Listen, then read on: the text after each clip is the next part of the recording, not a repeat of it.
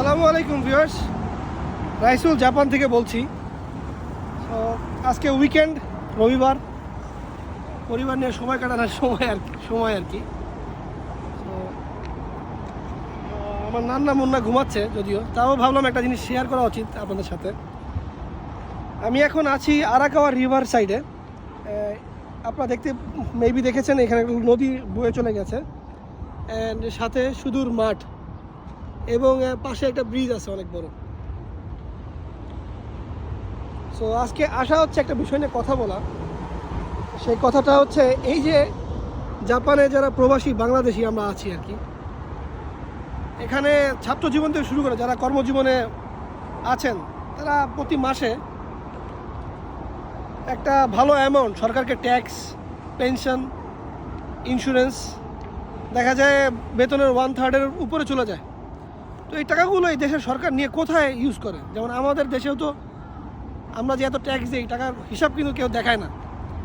আপনি মূলত এতটুকু জায়গা দেখলে বুঝতে পারবেন, এই যে এত বড় একটা নদী, এখান থেকে শুধু এতটুকু না, নদীটা, এই নদীটা এরকম আঁকা বাঁকা বেয়েই চলে গেছে। হ্যাঁ, আপনি কোনো নদীর মাঝখানে এক টুকরো শ্যাওলা পাবেন না। তারা এতটুকু পরিষ্কার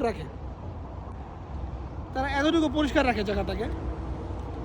প্লাস এই যে বাচ্চাগুলো খেলছে এই মাঠগুলো, এই মাঠের পরিচর্যা, মাঠের ঘাস, হ্যাঁ, এগুলো এক টাকাও কিন্তু আপনারা এমন না যে মানে টিম ওয়াইজ মানুষ এসে টাকা প্রোভাইড করে, এরকম না।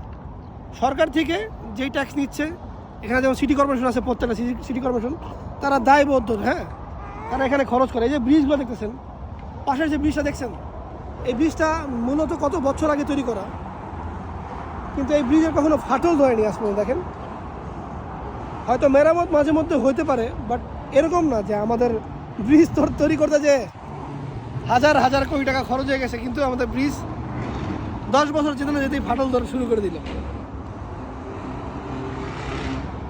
সো এতটুকুই আজকে বলার জন্য আসলাম যে যে দেশ যত উন্নত, সে দেশের মানুষের জীবন যাপন উন্নত, কিন্তু সে দেশের এতটুকু মানে উন্নত হওয়ার পিছনে যে রিজনটা, এটা হচ্ছে আপনার টাকার জবাবদিহিতা। আপনি একটা দেশের নাগরিক, ট্যাক্স পে করেন, আপনার ট্যাক্সের যে রিটার্ন সরকার আপনাকে কী দিচ্ছে, আপনার সন্তানের একটা উজ্জ্বল ভবিষ্যৎ দিচ্ছে। এই দেশে নাই কোনো কোলাহল। আপনার বাচ্চা পড়াশোনা করবে জাপানে,